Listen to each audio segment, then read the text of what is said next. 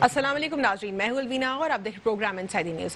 नाजरीन, आज के प्रोग्राम में हम जीबी इलेक्शंस के ऊपर ही बात करेंगे, पोस्ट जीबी इलेक्शंस। बात यहाँ पर ये कुछ जो स्टैट सामने आ रही हैं उस पाकिस्तान तहरीक इंसाफ को क्वेश्चन किया जा रहा है। पाकिस्तान पीपल्स पार्टी या पाकिस्तान मुस्लिम लीग नून ने माजी में से ज्यादा सीट्स ली हैं ये कहा जा रहा है, और पाकिस्तान तहरीक इंसाफ ने कम सीट्स ली हैं, यहाँ पर क्वेश्चन किया जा रहा है। तो क्या जो हुकूमत है जीबी की अब जो बनने जाएगी, क्या वो पहले से ही खतरे में होगी, या जो आजाद उम्मीदवार हैं अगर वो किसी और पॉलिटिकल पार्टी के पास चले जाते हैं जो कि सेकंड के ऊपर लीड पर पाकिस्तान पीपल्स पार्टी है, तो क्या इससे कोई प्रॉब्लम हो पाएगा पाकिस्तान तहरीक इंसाफ के लिए? क्या जो पाकिस्तान तहरीक इंसाफ जो कि वफाकी पार्टी है वो फॉर्म नहीं कर पाएगी जीबी में, या इससे इनके ऊपर कोई असर मुरतब नहीं होगा?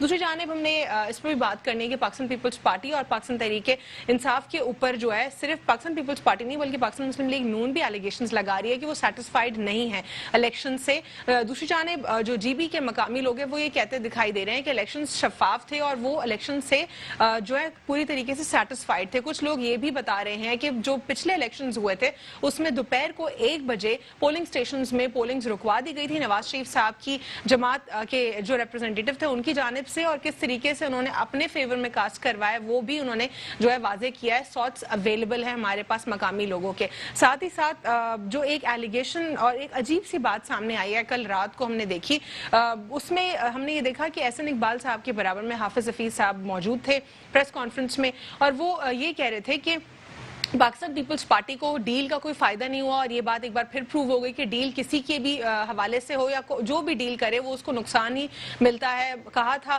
पाकिस्तान पीपल्स पार्टी ने कि वो PMLN या नवाज शरीफ साहब के खिलाफ वादा माफ गवाह बनेंगे, और उनको जो है फिर भी इसका फायदा नहीं। उन्होंने बहुत पैसा लुटाया जीबी इलेक्शंस में, और जो उनको कहा गया था कि वो आएंगे उनकी इलेक्शन वो जीतेंगे, वो भी ना आ सके। तो एक बार वाजे हो चुका है सिंध में वो अपना कचरा साफ नहीं कर सकते, लेकिन यहाँ पर थे जीबी में इलेक्शन लड़ने के लिए।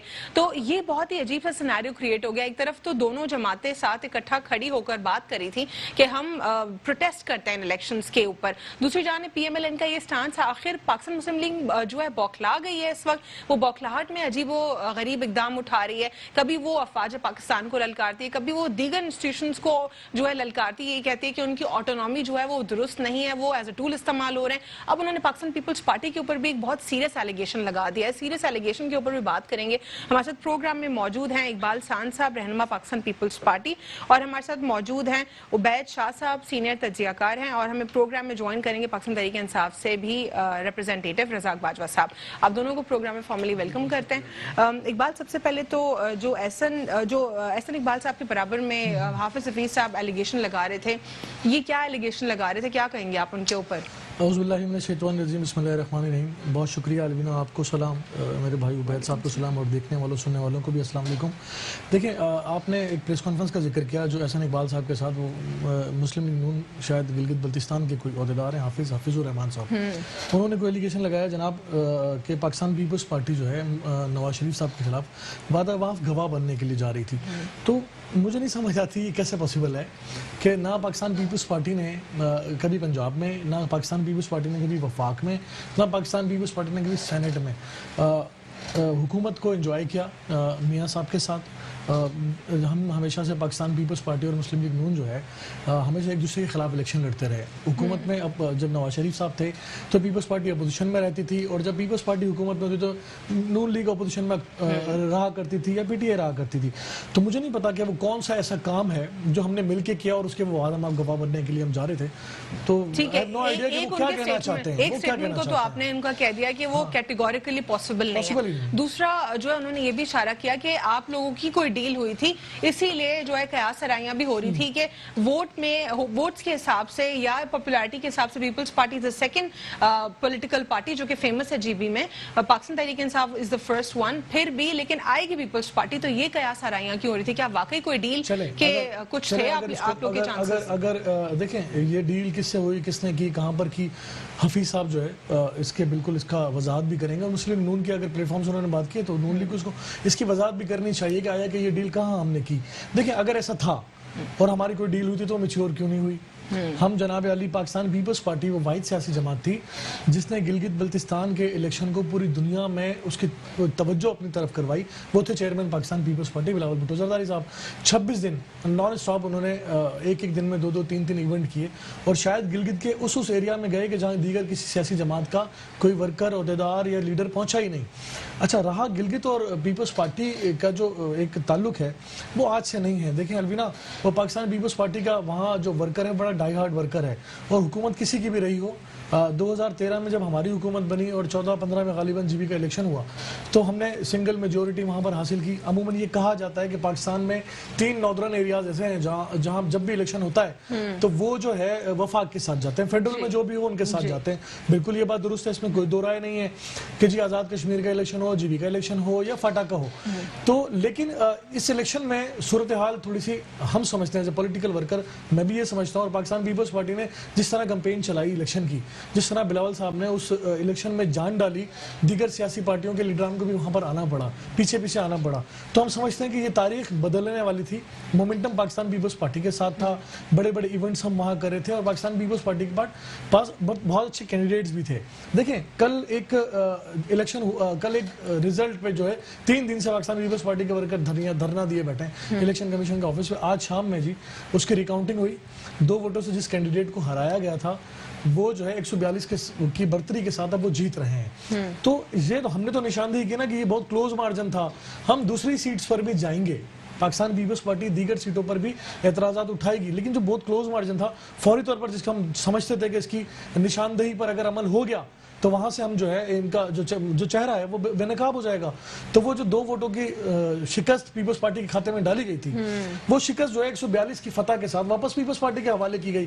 دیکھیں یہاں دیکھنے کی بات یہ بھی ہے, آج ایک چیئرمین صاحب نے ایک اسٹیٹمنٹ دیا کہ جناب اگر ووٹوں کی گنتی کی جائے باوجود اس کے کہ سرکاری مشینری کو استعمال کیا گیا, باوجود اس کے کہ وزراء جو ہیں وفاقی وزراء جو اس بات کا اعلان کرتے رہے کہ جناب جتنے ووٹ دیں گے اتنے نوٹ ملیں گے, باوجود اس کے کہ جناب آپ ووٹ دو پروجیکٹ لیتے جاؤ, تو یہ الیکشن سے قبل دھاندلی ہوتی ہے. اسی کو دھاندلی کہا جاتا ہے کہ آپ جو ہے وفاقی وزراء جو ہے وہاں جا کے پروجیکٹ اناؤنس کریں دوران الیکشن. لیکن پروجیکٹ اناؤنس کرنے میں یا پھر پری پول ریگنگ میں تھوڑا ڈیفرنس ہوگا نا. یہ بھی اس کا پارٹ ہے. نہیں تو پھر جب ہم پلان کی بات کرتے تو وہ کیا ہوتا ہے, پلان پیش تو کرنا ہوتا ہے نا اپنے الیکشن کیمپین میں. دیکھیں آپ کا مینیفیسٹو ایک الگ چیز ہوتی ہے. اب اور آپ یہ کہیں جناب میں یہاں سے جو ہے نا میں یہاں پر اتنا برج بنا دوں گا, میں آپ اتنے ووٹ دیں میں اتنے نوٹ دے دوں گا. اور آپ کو اگر اقبال خان صاحب اگر ہم بات کریں جس طرح زلفی بخاری صاحب نے اسکردو میں ایک پلان پیش کیا جس میں انہوں نے ٹی ویٹ انسٹیٹیوٹ کی بات کی, انہوں نے ایکوموڈیشن کی, ان کو ڈفرنٹ زونز میں ڈیوائڈ کرنے کی بات, یہ تو کمپلیٹ ایک پلان تھا نا. اور امین گنڈاپور نے جو کیا وہ کیا تھا؟ اچھا آپ کہتے ہیں وہ پری پول ریگنگ کا حصہ تھا. دیکھیں زلفی بخاری تو بالکل آخری 2 دنوں میں وہاں موجود تھے, لیکن امین گنڈاپور جو ہے وہ ڈے 1 سے جو ہے سیاست کا بیڑا غرق کرتے رہے. کیا قانونی نقطہ سے جو ہے یہ اس کو پری پول ریگنگ ہم کہہ سکتے ہیں؟ بالکل. دیکھیں الیکشن میں آپ اپنا مینیفیسٹو تو پیش کر سکتے ہو کہ جناب یہ ہمارا پلان ہے, آپ پلان تو بتا سکتے ہو, آپ اعلان نہیں کر سکتے. انہوں نے اعلانات کیے ہیں. ٹھیک ہے, ایک شارٹ بریک پر جائیں گے, پھر اس کے بعد عبید سے بات کرتے ہیں, جانتے ہیں ان سے کہ اس اوورآل سٹانس کے اوپر ان کی کیا رائے ہے. کہ ایک طرف تو اپوزیشن جماعتیں پروٹیسٹ کر رہی ہیں جی بی الیکشنز کے اوپر, لیکن دوسری جانب پاکستان مسلم لیگ نون خود سامنے آ گئی ہے اور پاکستان پیپلز پارٹی کے خلاف بات کری after short break. Welcome back after break. ناظرین بریک سے قبل میں سوال چھوڑ کر گئی تھی عبید شاہ صاحب کے لیے کہ وہ کیا سمجھتے ہیں اس وقت جو اپوزیشن جماعتیں ایک طرف ایک ہی سٹانس پیش کری تھی کہ جی بی الیکشن سے وہ سیٹسفائیڈ نہیں ہے, لیکن دوسری جانب پاکستان مسلم لیگ نون کا ایک بوکھلایا ہوا سٹانس بھی سامنے آیا. جی عبید شاہ صاحب کیا کہتے ہیں اس پر؟ جی شکریہ الوینا. بسم اللہ الرحمن الرحیم. میں پہلے تو آپ کو بتاؤں کہ الیکشن تو پاکستان میں کبھی بھی جیسے فری اور فیئر کہتے ہیں وہ تو کبھی بھی ہوئے نہیں. عمران خان صاحب نے خود کہا کہ 1970 کے الیکشن فیئر تھے, اس پہ کسی نے نہیں کہا کہ دھاندلی ہوئی ہے, بلکہ جس نے کہا, اور یہ کانسٹیٹیوشن لا کی کتابوں میں بھی لکھا ہوا ہے کہ ایک وہی فری اینڈ فیئر اور ٹرانسپیرنٹ الیکشن. کوئی الیکشن فیئر ہوئے نہیں ہے. میں آپ کو ایک دلچسپ چھوٹا سا واقعہ سناؤں گا, بہت انجوائے کریں گے ناظرین آپ کے. ہمارے ایک جاننے والے دوست ہیں, نام میں نہیں لے سکتا ان کا, وہ الیکشن لڑ رہے تھے 2002 میں, تو انہیں کسی حساس ادارے کے افسر نے بلایا اور کہا کہ آپ جو ہے وہ 10 پردار ہو جائیں. آپ کو ہم کہیں اور اکوموڈیٹ کر لیں گے, کوئی اور عہدہ مل جائے گا, فلاں فلاں اس سیٹ پہ جیتے گا, آپ کنٹیسٹ نہ کریں. انہوں نے کہا میں تو جیتا ہوا ہوں, میری تو بڑی کامیاب سیٹ ہے, آپ کو غلط فہمی ہوئی ہے, میری تو سیٹ نکل گئی ہے. انہوں نے کہا اچھا, پھر ایسا ہے کہ آپ کی الیکشن جب ووٹنگ ختم ہو جائے گی تو فائر کی آواز آئے گی اور ڈبہ کوئی لے کے بھاگے گا آپ کا, اور 4-5 ووٹ اس میں سے پتہ چلے گا پکڑا گیا, نکلے ہیں آپ کے, باقی آپ کی مرضی. انہوں نے کہا ٹھیک ہے.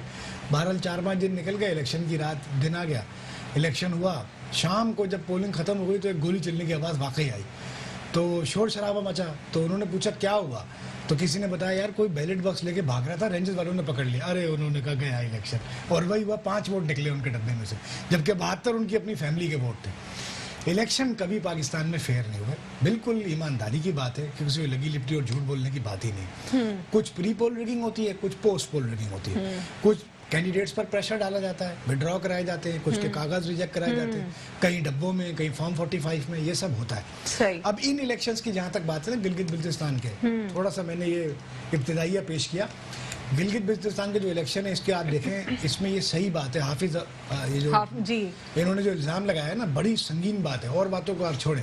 انہوں نے کہا کہ سندھ حکومت کے پاس کراچی کا کچرا اٹھانے کا پیسہ نہیں ہے, فنڈز نہیں ہیں, ٹھیک ہے, بلدیاتی حکومت کو نہیں دیتے, خود بھی نہیں اٹھاتے, اور گلگت بلتستان میں آگے پانی کی طرح انہوں نے پیسہ بہایا ہے. اور انہوں نے یہ بھی الزام لگایا کہ انہوں نے ڈیل کی مگر ان کو ڈیل کا صلہ نہیں ملا. تو کیا یہ ایلیگیشن وداؤٹ اینی ریزن لگایا جا سکتا ہے, اس کے پیچھے کچھ ہوگا تو ایلیگیشن لگا ہوگا؟ بٹوین دا لائن یہ باتیں پولیٹیکل سین میں موجود ہیں, پولیٹیکل ہیرارکیز جو پولیٹیکل پارٹیز ہیں ان میں یہ باتیں کی جا رہی ہیں کہ کراچی کے جلسے میں نواز شریف صاحب کی تقریر نہیں ہونے دی گئی تھی, اس وقت ہی بلاول نے اور پیپلز پارٹی کی لیڈرشپ نے, آصف زرداری صاحب نے یہ کوشش کی تھی کہ جو نواز شریف کے خلاف سینٹیمنٹ فوج میں ہے, عسکری اداروں میں ہے, اس کو کسی طرح اپنے لیے انکیش کریں, کچھ اس کا فائدہ اٹھائیں. تو اگر مزید فائدہ اٹھانا چاہتی پاکستان پیپلز پارٹی تو وہ ان سے اور سپیچز کرواتی نا, ان کو بیک ڈور. نہیں, یہ ڈیل چل پڑی تھی, اس میں کچھ پہلے مرحلے میں کچھ مراحت مل گئی تھی. اس میں منظور قادر کاکا ریلیف ہو گیا نیب سے, 3 لوگوں کی بات ہو رہی ہے کہ 3 لوگوں کے بارے میں کچھ ریلیف کر رہا ہوں نا, ریلیف کا مراحل شروع ہو گئے تھے. اب ایک دم سی بی ایمز ہوتے ہیں نا بیچ میں, کانفیڈنس بلڈنگ میجرز ہوتے ہیں کہ یہ والا کام آپ پہلے کر دیں, ہم یہ والا کر دیتے, آپ یوں کر دیں تو ہم یوں کر دیتے. ایسے ہوتا ہے ان ڈیلوں میں, ایک دم سب کچھ اٹھا کے پٹارا پورا کھول کے دے نہیں جایا تھا. تو یہی ایکسپیکٹیشن تھی کہ اب اس دفعہ ممکن ہے کہ بلاول صاحب کو جو ایکسپیکٹیشن تھی وہ پوری نہیں ہوئی ہے, اور جتنے سیٹوں کا وعدہ کیا گیا تھا اتنی سیٹیں شاید ان کو نہیں ملی. اعجاز شاہ صاحب آن ریکارڈ ہیں, جو ہمارے وزیر داخلہ ہیں آج بھی, وہ پورا 2000 جو آپ کا 13 کے الیکشنز ہیں اس کا پورا حساب بتاتے ہیں کہ, اور 2008 کے الیکشن کا, کہ یہ جو ہے نا اس کو اتنی سیٹیں ہم نے دینی تھیں, اس کو اتنی سیٹیں ہم نے دینی تھی, اس سے ہم نے یہ طے کیا تھا, اس سے ہم نے یہ طے کیا تھا. آپ لگا سکتے ہیں اندازہ کہ کس طرح سیٹیں بانٹی جاتی ہیں. مصطفیٰ کمال کہتے ہیں مجھے بلا کے کہا گیا تھا 4 سیٹیں لے لو, میں نے کہا تھا نہیں 4 نہیں, ہم تو بہت ساری جیت رہے ہیں. تو انہوں نے کہا جاؤ تم کو ایک بھی نہیں ملے گی. تو یہ تو سارا سب سمجھتے ہیں کہ یہ بٹوارا ہوتا ہے, ڈسٹریبیوشن ہوتی ہے, ایک ڈویژن بنائی جاتی ہے, ایک اندازہ لگایا جاتا ہے کہ بھائی کس کو کہاں کتنا اکوموڈیٹ کیا جائے گا. حکومت وہاں وفاقی حکومت میں موجود پارٹی ہی بنائے گی, تحریک انصاف ہی بنائے گی, کیونکہ جو رولنگ پارٹی ہے آزاد امیدوار تو اسی کی طرف جاتا ہے. آزاد امیدوار بڑی اکثریت میں ہیں, اور یہ آزاد اسی لیے نکلوائے بھی گئے ہیں, جتوائے بھی گئے ہیں, تاکہ جب یہ کسی پارٹی کے ساتھ جا کر حکومت بنائے تو الزام نہ لگے بھائی آزاد تھے کہیں بھی چلے گئے. ایک پارٹی زیادہ سیٹیں لے لی تھی تو پھڈا پڑ جاتا کہ بھائی انہوں نے کیسے لے لی. تو یہ ساری صورتحال ساری یہی ہے. یہ درست ہے کہ الیکشن فیئر میں عمران خان صاحب کی بات کریں, خیر مقدم پی ڈی ایم کے پلیٹ فارم کی بات کرتے ہیں. گجرانوالہ میں جو اشتعال سے بھرپور اشتعال انگیز تقاریر جو ہم نے سنی, چاہے مریم بی بی کی ہوں, نواز شریف صاحب کی ہوں, یا پھر مولانا فضل الرحمان صاحب کی ہوں, پاکستان پیپلز پارٹی کا سٹانس اوورآل کہیں پہ بھی اینٹی سٹیٹ یا نان سٹیٹ نہیں دکھائی دیا ہے. تو کیا یہ پہلے سے انہوں نے نیریٹو بلڈ کر کے رکھا تھا کہ Pakistan Muslim League Noon as a tool already استعمال ہو رہا ہے, یا پھر اگر ان کی یہ انٹینشنز ہوتی تو پھر ان کو کراچی میں وہ کیوں روکتے بات کرنے سے؟ آپ کہہ رہے ہیں ڈیل آلریڈی ہو چکی تھی اس لیے روکا. سیاست میں کوئی مستقل دشمن اور کوئی مستقل دوست تو ہوتا نہیں. اچھا, yesterday's foe can be today's friend and today's friend can be tomorrow's foe. تو انہوں نے یہ سوچا کہ بھائی ایک نواز شریف نے اپنے ہیڈ آن لیا ہوا ہے معاملے کو, اور وہ لڑنے مرنے کو تیار ہیں, اپنا ڈیمیج بھی وہ کنٹرول کرنے کو تیار نہیں ہے.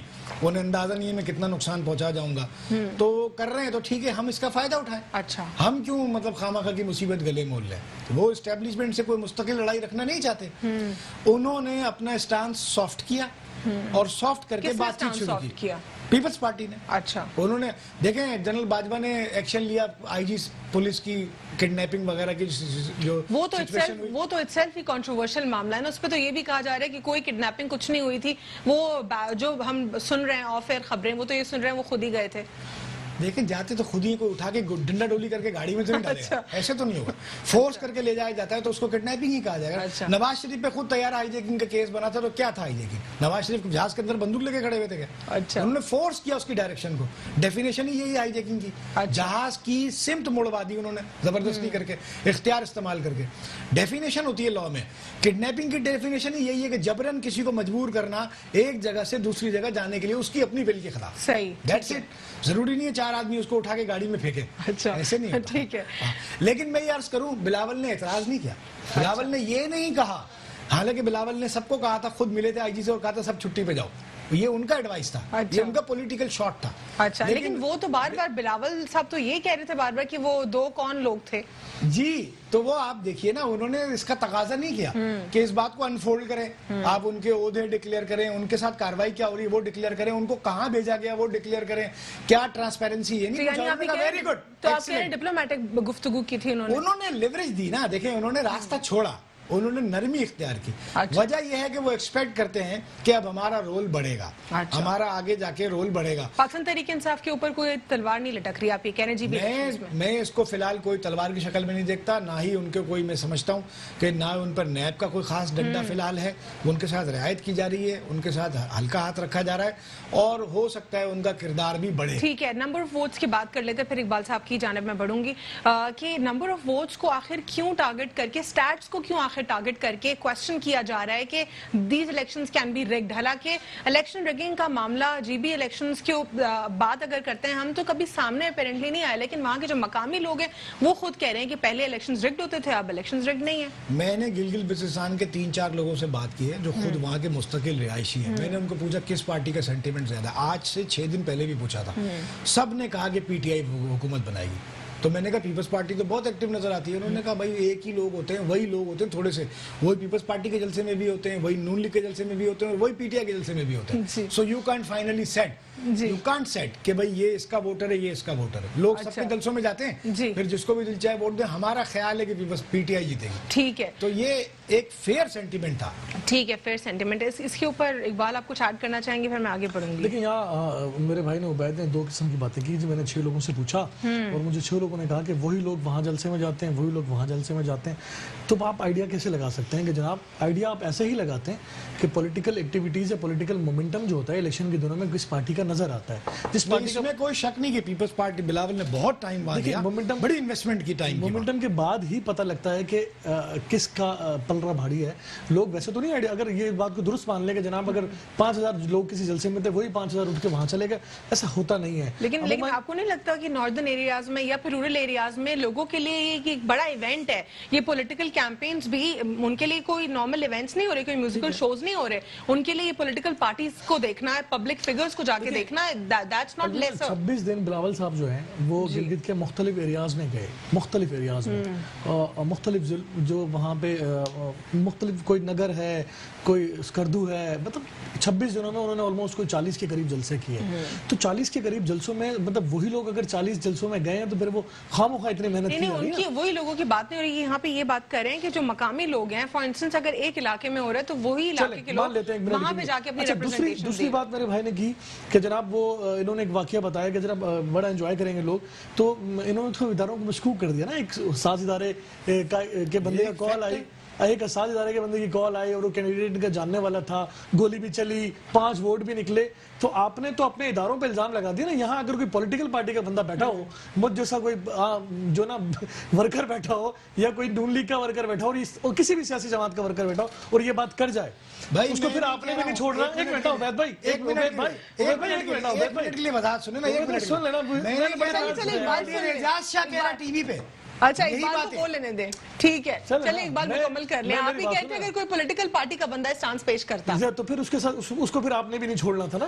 اس نے بھی درگت بنانی تھی, سب نے, تجزیہ نگار نے بھی درگت بنانی تھی اور اینکر پرسن نے بھی بنانی تھی, اور سب نے اس کو چھوڑنا نہیں تھا. اعجاز شاہ نے, چلیں جی ان کی بات مان لیتے ہیں اعجاز شاہ. اب اعجاز شاہ کون آدمی ہے؟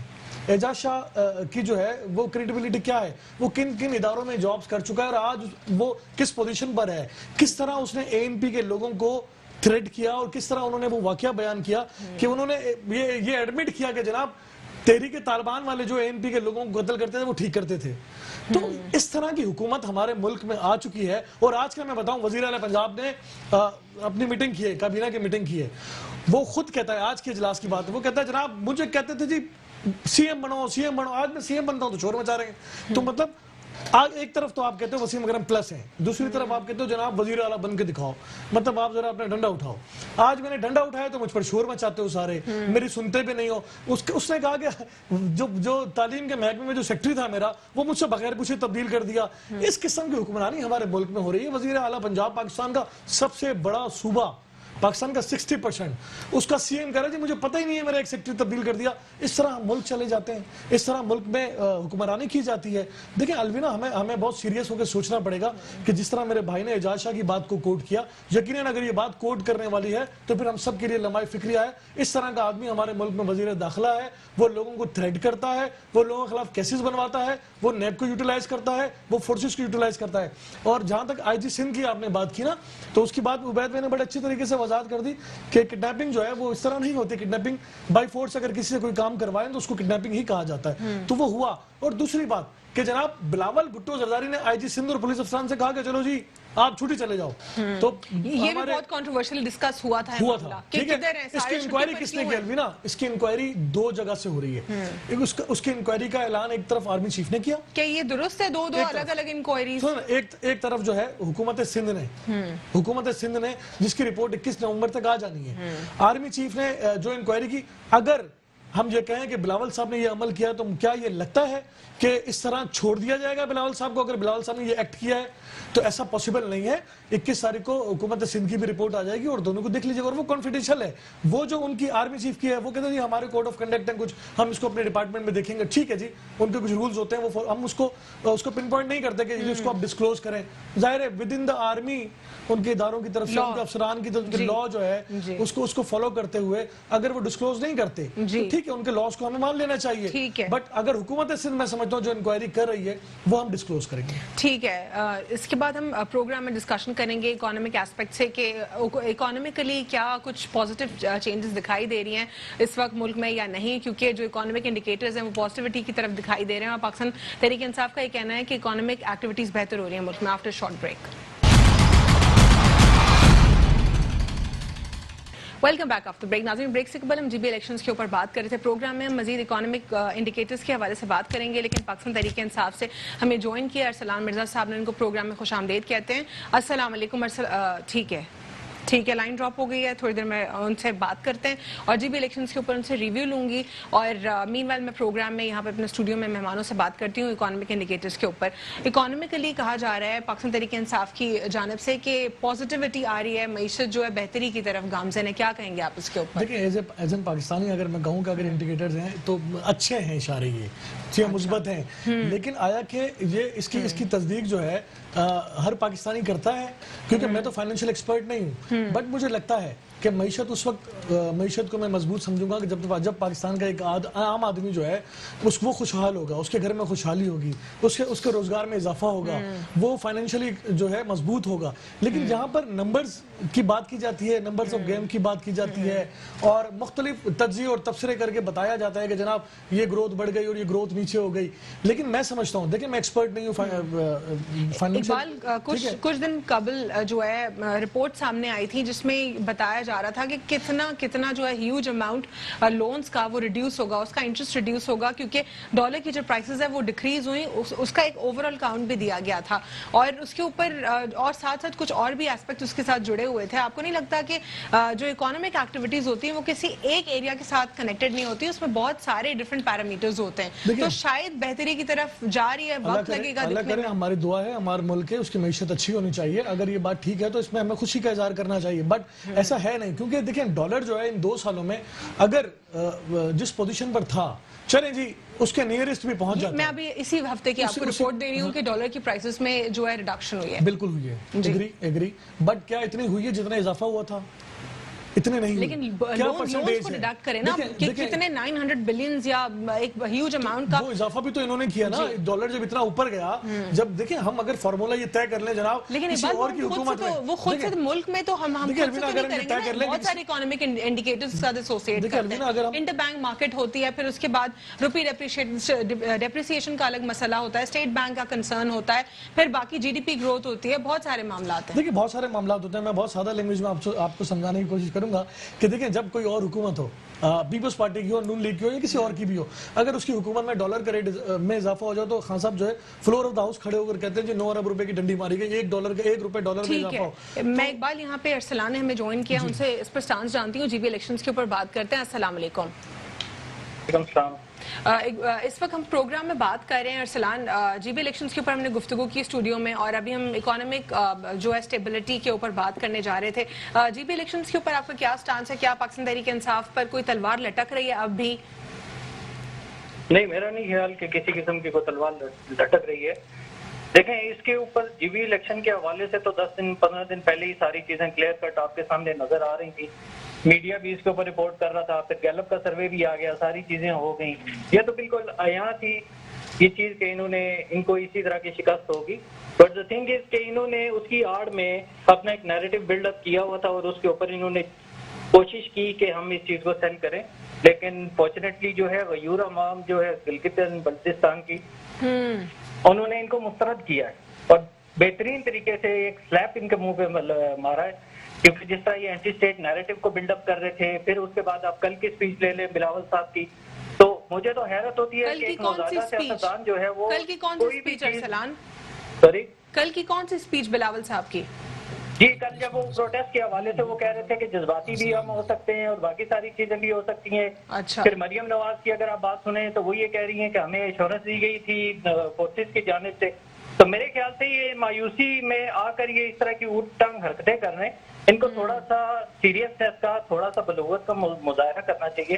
بلاول صاحب کو اگر جذباتی ہونا ہے تو آپ برائے مہربانی لڑکانا, اور سندھ کے اندر جو آپ نے تباہی ارسلان احسن اقبال صاحب کے ساتھ حافظ حفیظ صاحب موجود تھے, انہوں نے بات کی, انہوں نے ایک نقطہ اٹھایا, وہ یہ کہہ رہے ہیں کہ پاکستان پیپلز پارٹی سے سندھ کا کچرا صاف نہیں ہوتا, لیکن انہوں نے بہت پیسہ یہاں پر لٹایا جی بی الیکشنز میں, پھر بھی ان کی ڈیل نہیں ہوئی. یہ کنٹروورشل نہیں ہوگی بات. میں نے آپ یہ کہا تھا کہ پی ڈی ایم ایک یہ غیر فطری اتحاد ہے, اور آنے والے ٹائم کے اندر یو ول سی کہ آپس کی لڑائیوں کی وجہ سے یہ بکھریں گے. ٹھیک ہے, اب مسئلہ یہ ہے کہ انہوں نے اینٹی اسٹیٹ نیریٹو ایک بلڈ اپ کرنا تھا, اس کے بیسس کے اوپر انہوں نے ہٹ کرنا تھا. پہلے انہوں نے فورسز کو ہٹ کیا, جب وہ بات نہیں بنی اس کے بعد خان صاحب کی کریڈیبلٹی کے اوپر بات آ گئی. ابھی میں آپ کی بات بھی سن رہا تھا کہ گلگت بلتستان کے سارے معاملات ہیں اور اکنامک انڈیکیٹرز کی بات کر رہے ہیں. تو نہ ان کو اکنامک انڈیکیٹرز کا پتہ ہے, نہ ان کو آن گراؤنڈ ریالٹیز کی کوئی شناسائی ہے, جس کی وجہ سے یہ منہ پہ بار بار جو ہے شکست ان کے منہ پہ ماری جا رہی ہے. میرے خیال سے ان کی آنکھیں کھل جانی چاہیے. ان کو یہ چاہیے کہ ملک کی تعمیر کے لیے تعمیری سیاست کریں, نہ کہ تقریبی سیاست کریں. تقریبی سیاست کر کے آپ ملک کے دشمنوں کو تو خوش کر سکتے ہیں, لیکن غیور عوام ہے, پاکستان کے غیور عوام ہے, یا ایک اسپیسیفکلی گلگت بلتستان کے عوام کو آپ دے لیں, انہوں نے ان کا جو حشر کیا ہے میرے خیال سے تو ٹاک شوز کے اوپر بات کرنے کے بھی قابل نہیں ہے یہ. ٹھیک ہے ارسلان, ایک اور بات ہم سن رہے تھے, قیاس رائیاں ہو رہی تھی کہ پاکستان پیپلز پارٹی نے آنا ہے جے بی میں, حالانکہ سیکنڈ جو ہے ٹاپ کے اوپر اگر پوزیشن سٹارٹ کرے تو second most popular political party مانی جا رہی تھی جے بی میں. پھر کیوں یہ قیاس رائیاں ہو رہی تھی کہ انہوں نے الیکشنز ون کرنے؟ کیا یہ ان کا پرسیپشن تھا یا کوئی واقعی ڈیل کے معاملات تھے جو کہ بات ہو رہی تھی پاکستان مسلم لیگ نون کے پلیٹ فارم سے؟ دیکھیں, خام خیالی کے اوپر تو کوئی قرض نہیں لگا سکتا, ان کی خام خیالی تھی, اور یہ ایک سیلف بلڈ اپ انہوں نے کیا ہوتا پرسیپشن کے جی ہم وہاں پہ جیت سکتے ہیں. ایشو یہ ہے کہ آپ یہ پرسیپشن تھا, تو پھر یہ حافظ حفیظ صاحب کیا بات کر رہے تھے؟ If it was a perception for split second ہم مان لیتے ہیں, تو حافظ حفیظ صاحب کون سی ڈیل کی بات کر رہے تھے کہ ڈیل کا کوئی فائدہ نہیں ہوا پاکستان پیپلز پارٹی کو؟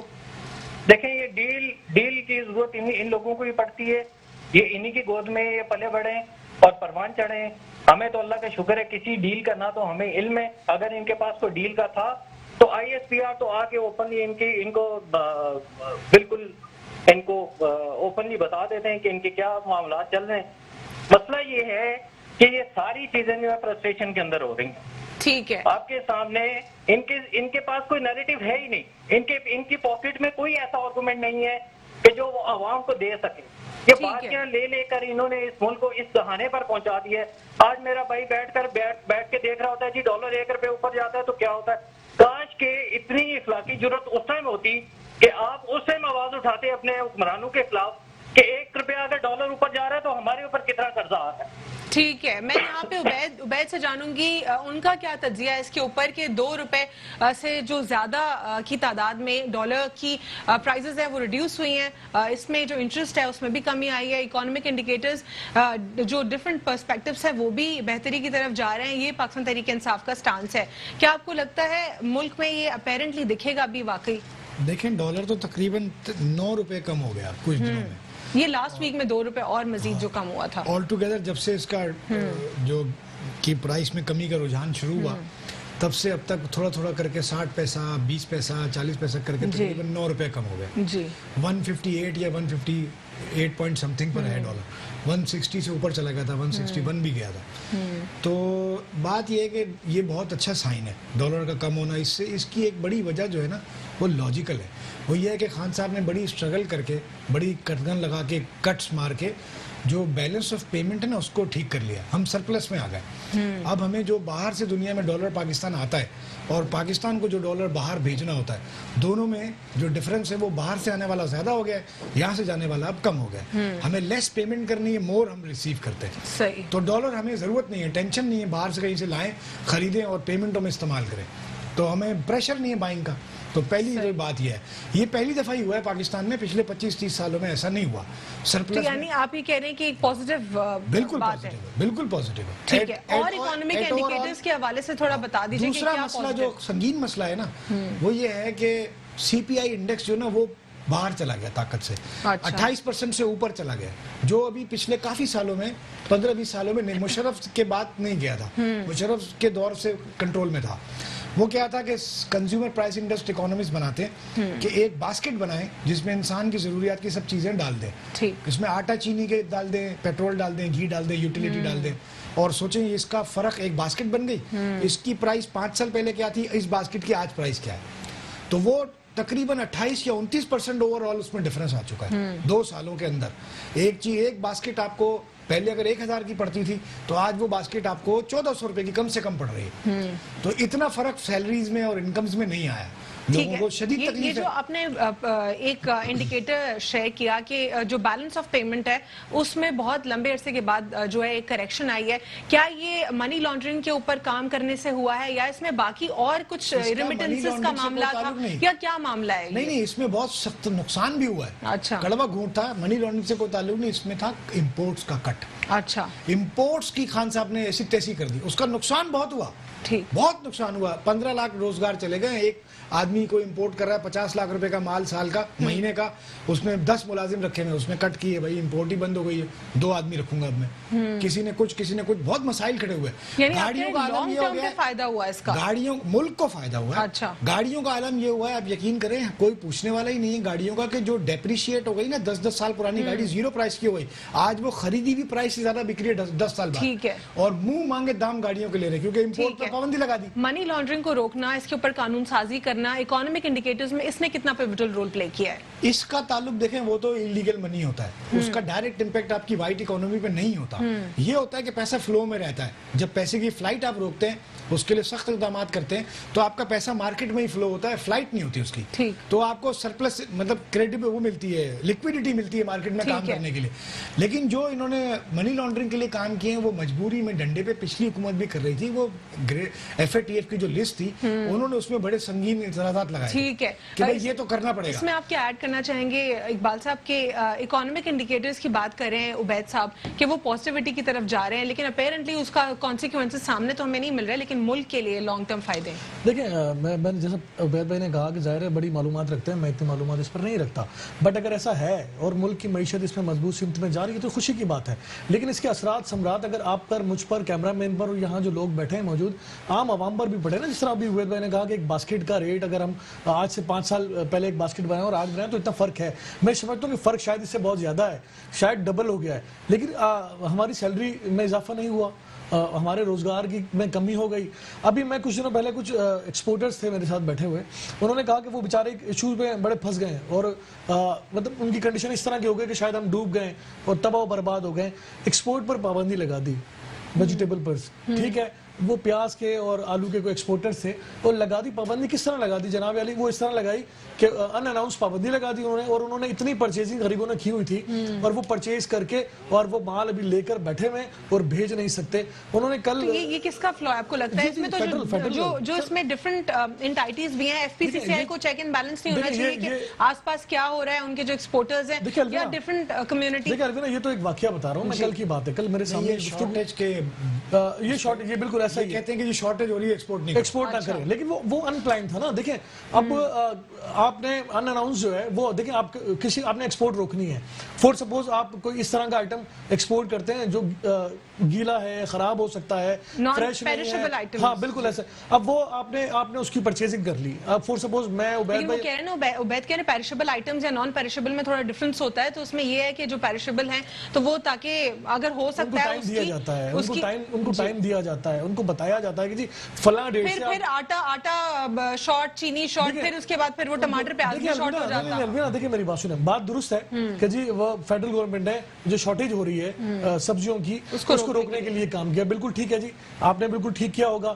بٹ میرا کہنے کا مقصد یہ ہے کہ آپ نے یہ پلان کرنا تھا. یعنی آپ کہہ رہے ہیں کہ ایک پورا ٹائم لائن، ایک پلان ہونا چاہیے. آپ کہتے ہیں جناب 15 دن کے بعد، 10 دن کے بعد یہ ایکسپورٹ جو ہے آپ کو بین کرنی پڑے گی تاکہ وہ ایکسپورٹر جو آج رو رہے ہیں شاید ٹھیک ہے. میں ارسلان سے کامنٹ اس پر لینا چاہوں گی کہ ارسلان، اقبال خان صاحب پاکستان پیپلز پارٹی سے یہ جو ہے سٹانس پیش کریں. وہ کہہ رہے ہیں جو آپ نے ایکسپورٹرز کے اوپر آل آف اے سڈن ایک پابندی لگا دی پیرشبل آئٹمز کے اوپر، تو یہ غلط ہے. آپ لوگ کو ہر چیز ایک پلان کے طریقے سے لے کے چلنے کی ضرورت ہے.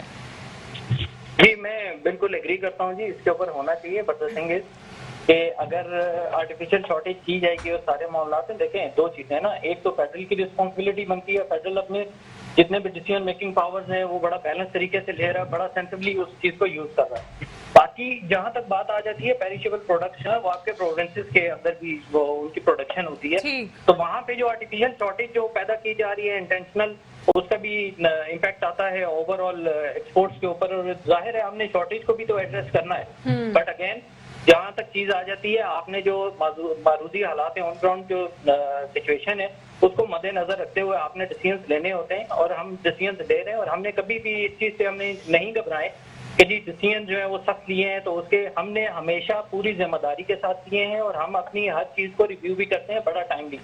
تو یہاں پر جہاں تک یہ بات ہو رہی ہے جی کہ ہم نے ایکسپورٹ کے اوپر کٹ لگا دیا یا ایکسپورٹ کو ہم نے بین کر دیا، تو وہ جو جس طریقے کے حالات چل رہے ہیں اس حوالے سے ہم ڈیسیژن میکنگ کر رہے ہیں. ٹھیک ہے. ایک چیز میں ایڈ کرتا ہوں، صرف ایک چیز میں کوئکلی ایڈ کرتا ہوں. دیکھیں جی جہاں تک اکنامک انڈیکیٹرز کی بات کر رہے ہیں، تو آپ برائے مہربانی آپ جو ریسنٹ ہم نے ڈیسیژن لیے ہیں ریگارڈنگ جو ہم سبسڈی دے رہے ہیں الیکٹریسٹی میں، پھر آپ یہ دیکھیں کہ ٹیکسٹائل انڈسٹری کے اندر جو بوم آیا ہے، کنسٹرکشن انڈسٹری کے جو ہم نے پیکج دیا ہے تاریخ کا سب سے بڑا، پھر آپ یہ دیکھیں کہ آپ کی آٹو موبائل انڈسٹری کی جو سیلز ہیں وہ ریکارڈ ہوئی ہیں.